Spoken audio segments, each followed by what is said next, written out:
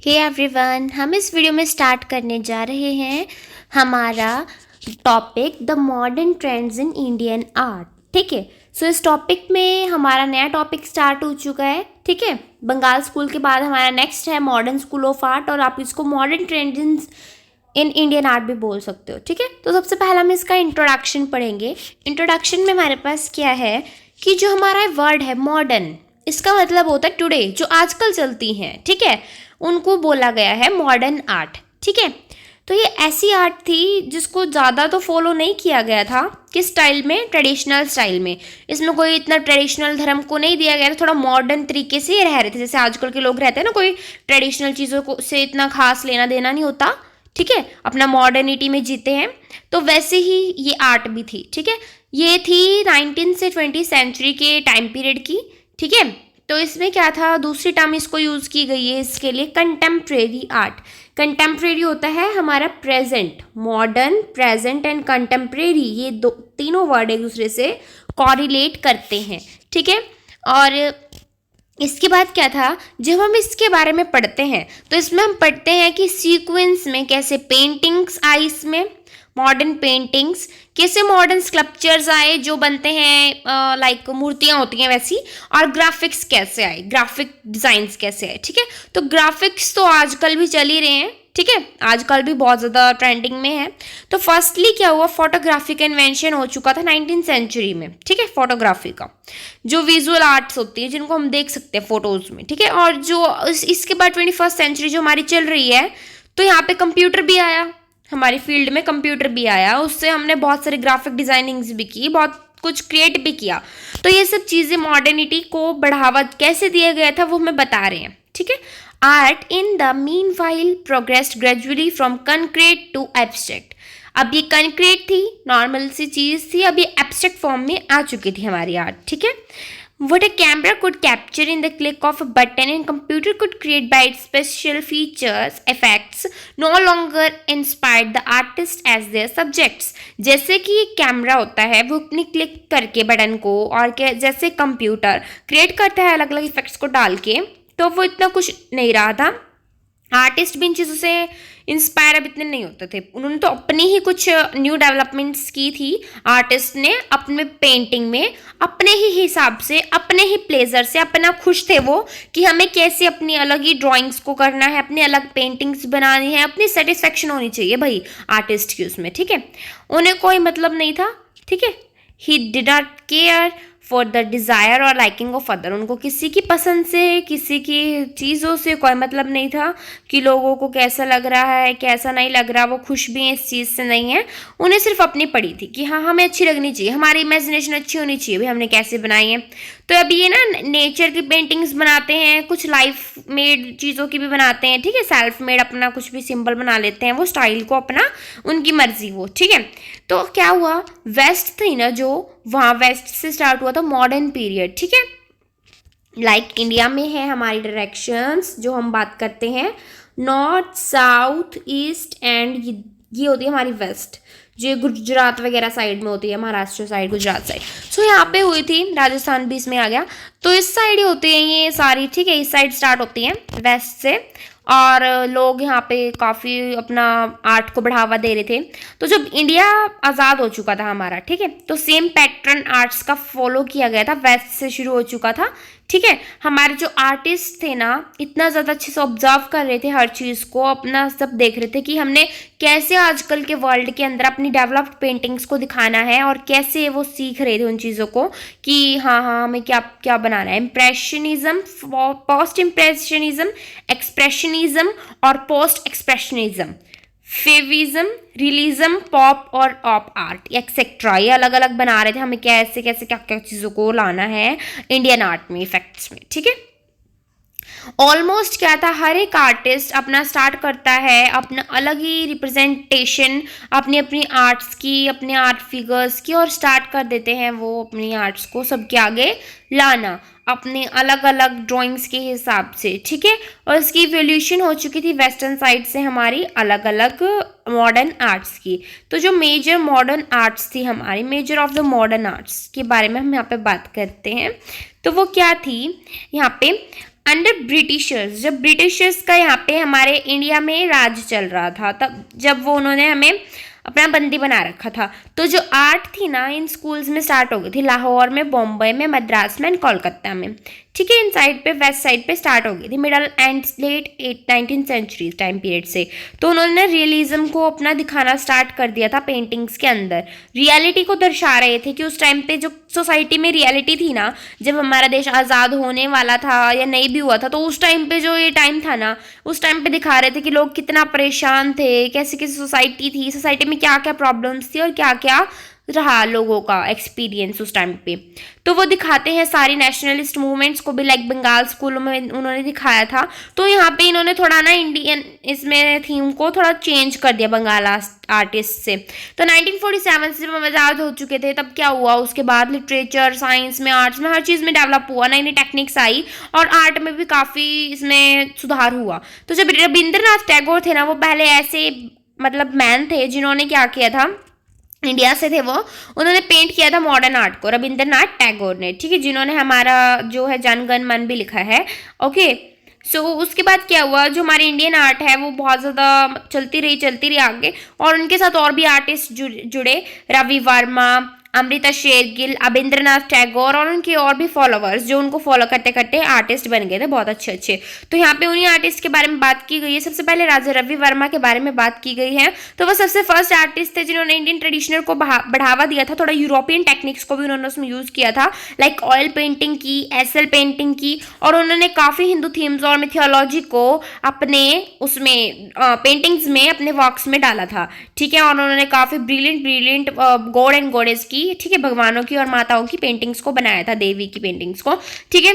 और Bengal school of art में बात करते हैं हम, उसके बाद 20वीं सेंचुरी में, उसके बाद क्या होता है, काफ़ी लोग मतलब इंडिया में भी अपना ना, जब रेनेसा का टाइम, रेनेसा होता है रीबर्थ, रीबॉर्न, किसी भी चीज़ का पुनर्जन्म जब होता है उसको रेनेसा बोलते हैं, ठीक है। तो इसमें यहाँ पे उसी रेनेसा की बात हो रही है। तो जो बंगाल स्कूल के आर्टिस्ट थे उन्होंने अपने पुनर्जन्म किया है इंडियन आर्ट के अंदर। कैसा, अब क्या हुआ, वो बिल्कुल म्यूजियम्स वगैरह में भी मतलब जो उनकी पेंटिंग्स को पहले जो पुरानी चीज़ रह गई थी उनको अब कुछ भी नहीं बचा, ठीक है। When it was about to be lost and kept into museum as no longer alive, अब कुछ नहीं रहा। जो वो सोच रहे थे ना कि हम तो अपना म्यूजियम में रखेंगे अपनी पेंटिंग्स को बचा बचू के, अब कुछ नहीं रहा था। तो वो दोबारा से इंडियन आर्ट को बनाने की कोशिश करते हैं, जो सारा कुछ उनका ब्रिटिशर्स बिगाड़ चुके थे, नष्ट कर चुके थे। उन्होंने इतनी अच्छी अच्छी पेंटिंग्स बनाई थी, इतना कुछ बनाया था, म्यूजियम्स में रखा था, लेकिन अब कुछ भी नहीं बचा था, क्योंकि ब्रिटिशर्स यहाँ पे कंटिन्यू अटैक करे थे हमारे इंडिया पे, और इतनी ज़्यादा प्रॉब्लम उनकी वजह से यहाँ पे आई है ना, हमारे इंडिया में काफ़ी प्रॉब्लम्स आई है। आर्ट भी लोगों की बची नहीं थी, कुछ भी कैप्चर, म्यूजियम में भी कैप्चर करके रखने नहीं थे उन्होंने कुछ भी, ठीक है। तो रविंद्रनाथ टैगोर की यहाँ बात करते हैं, उन्होंने स्कूल को इनिशिएट किया था, बंगाल स्कूल को हमारे, और इसके बाद इसमें काफ़ी ज़्यादा अच्छे अच्छे इंटरनेशनल आर्टिस्ट्स भी आए थे जो इंडिया से बाहर के थे, लाइक इबी हैवल एंड लेडी हेरिंगम। यहाँ पे इनको भी ये जैसे देखो, एक तो हमारी जो अंग्रेज लोग थे उनसे लड़ाई थी, पर उनमें कुछ लोग अच्छे भी थे जो हमारे साथ अटैच होते हैं और हमारी आर्ट को आगे बढ़ाते हैं, ठीक है। इनमें गगनेंद्र नाथ टैगोर भी थे और नंदलाल बोस, हमारे इंडिया से हैं सारे, विनोद बिहारी मुखर्जी, मुकुल दे एंड आसित कुमार हल्दर, ये सारे लोग यहाँ पे थे जिन्होंने अपना कंट्रीब्यूशन दिया था हमारी अच्छी अच्छी आर्ट्स के अंदर। ये मेन कंट्रीब्यूटर्स इसके रह चुके हैं। उसके बाद एक यूनिवर्सिटी होती है शांति निकेतन नाम से, जिसको रविंद्रनाथ टैगोर ने बनाया था बंगाल में, और इसके अंदर उन्होंने इंडियन कल्चर से जो बिलोंग करती हैं, इंडियन वैल्यूज से, इंडियन हेरिटेज से, और रूरल जो इंडिया का यहाँ पे मतलब नॉर्मली गांव के एरियाज़ का जो लाइफस्टाइल है, फोक स्टाइल है, उसको प्रिजर्व करके उन पेंटिंग्स में उन्होंने रखा हुआ था इस म्यूजियम के अंदर, इस यूनिवर्सिटी के अंदर, ठीक है। तो उन्होंने क्या किया, उन्होंने एक आर्ट स्कूल भी बनाया था, खोला हुआ था अपना कला भवन, ठीक है, जिसको 1919 में जो पाया गया था, ठीक है।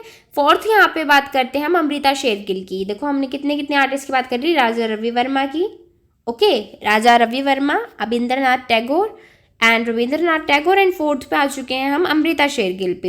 ये भी एक बहुत अच्छे आर्टिस्ट रह चुके हैं, बंगाल स्कूल से ही बिलोंग करते थे। उनके बाद उन्होंने थोड़ा वेस्टर्न टेक्निक्स को भी यूज़ किया अपने पेंटिंग्स में, और उन्होंने बहुत डेवलप किया है इंडियन कल्चर को अपनी पेंटिंग्स के अंदर दिखा दिखा के। तो जो उनकी आर्ट थी उनके अंदर दोनों चीज़ थी, इंडियन आर्ट्स भी थी और थोड़ा पोस्ट इम्प्रेशनिस्ट स्टाइल भी उन्होंने यूज़ किया था, बाहर का जो फ्रांस से आया है। अगर आपके पास कोई एमसीक्यू आ जाता है, यहाँ पे एमसीक्यू भी बीच में बन सकता है इस बात पे कि पोस्ट इम्पेरियलिस्ट कहाँ से आया है, वो आया है हमारा फ्रांस से, ठीक है। तो ये मोस्ट पॉपुलर फीमेल आर्टिस्ट थी उस टाइम पे, ठीक है।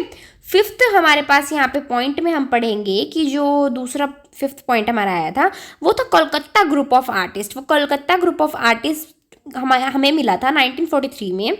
और इसमें क्या था, ये किसके अगेंस्ट था, बैकग्राउंड ऑफ बंगाल फैमिन के, ठीक है। इसमें क्या था दिखाया गया है कि जिसमें जो फैमिन हुआ था, जब यहाँ पे लड़ाई दंगे चल रहे थे, ठीक है, इस टाइम पीरियड में इतने लोग, थाउजेंड्स ऑफ पीपल इस टाइम पे मरे थे, ठीक है।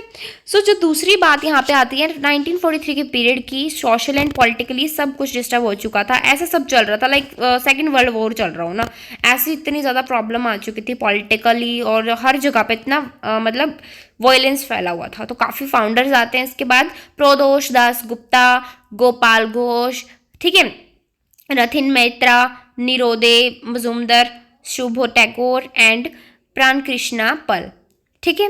तो इसके बाद क्या आता है, ये सब लोग सोचते थे कि जो आर्ट है ना वो एक यूनिवर्सल करेक्टर है, इसमें सबके पास अपना फ्रीडम है पूरा कि हम अपनी ना वैल्यूज़ को कैसे मर्जी हमारी मर्जी से सबके आगे अपना रिप्रेजेंट कर सकते हैं।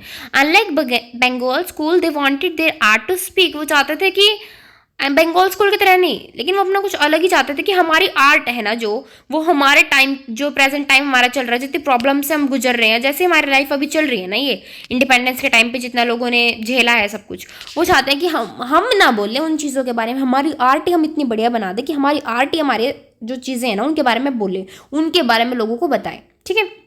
तो सिंपली लोग अपना ना आर्ट्स के ऊपर बहुत अच्छा फोकस करते हैं और काफ़ी अच्छा मटेरियल, कलर्स, टेक्सचर्स यूज़ करके उसको आगे बढ़ावा देते हैं, उसको आगे बढ़ाते हैं।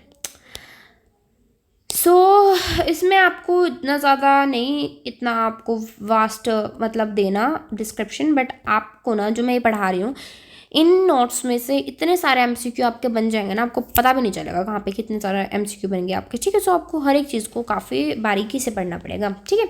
तो इसके बाद ना काफ़ी सारे यहाँ पे मॉडर्न पेंटिंग्स में बहुत कुछ, मतलब बॉम्बे के टाइम पे बॉम्बे में चल रहा था, ठीक है, 1947 के टाइम पे।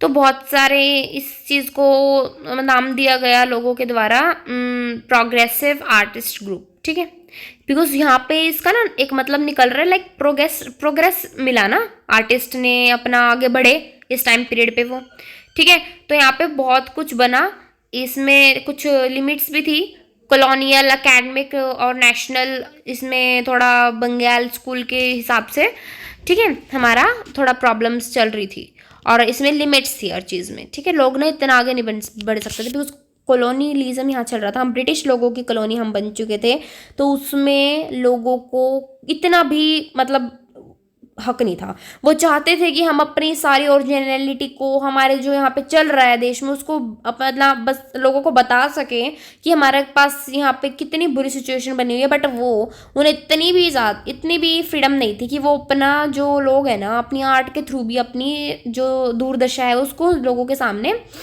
दिखा सके, ठीक है। तो यहाँ पे ये नॉर्मल से कुछ लोगों के नाम है, आप इनको रीड अप कर लेना, देखो सारी चीज़ें आर्टिस्ट, आपको ये इतना मेन नहीं है, सब इतना नहीं पूछा जाएगा, जिस टाइम पीरियड मेन होता है, लाइक 1949 में क्या हुआ, ये दिल्ली शिल्पी चक्र, ठीक है, कब आया, ठीक है, ये सब है। और इसको किसने ढूंढा था, ये सब लोग थे, आप इनके बारे में पढ़ लीजिएगा इसमें, ठीक है। बड़ौदा, इसमें ना यही बनेगा एमसीक्यू आपके, बड़ौदा ग्रुप ऑफ आर्टिस्ट कब आया, ठीक है, और इन लोगों की गाइडेंस में बना, वही सेम है। अब इसमें यही आएगा, देखो चोलामंडल आर्टिस्ट कम्युनिटी कब आई, 1966 में आई, ओके। ये काफ़ी मतलब हेल्पफुल है फॉर योर नोट्स। देखो ग्रुप यहाँ पे लीडरशिप ऑफ, ये क्या है, स्वामीनाथन की लीडरशिप में ग्रुप कब बना, एक 1963 में, ओके। उसमें कौन कौन था, सब यही है। और एक नया ट्रेंड आया था इसमें, इंस्टॉलेशन, जो सारी पेंटिंग्स को, सभी स्कल्पचर्स के साथ फोटोग्राफी, वीडियो, टेलीविज़न, हर एक चीज़ को एक ही जगह पे इंस्टॉल करता था, कलेक्ट करता था, ठीक है, और इन्हीं को डिस्प्ले करता था अपने अपने एरिया के लोगों के आगे, ठीक है।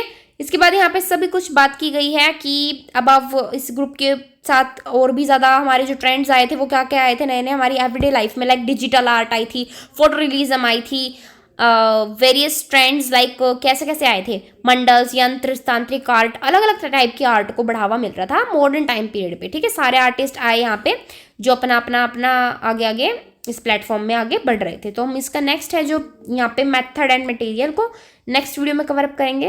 होपफुली आपको सारा डिस्क्रिप्शन समझ में आ गया होगा हमारा मॉडर्न स्कूल ऑफ आर्ट का जो हमने पढ़ा है, ठीक है। Bye bye.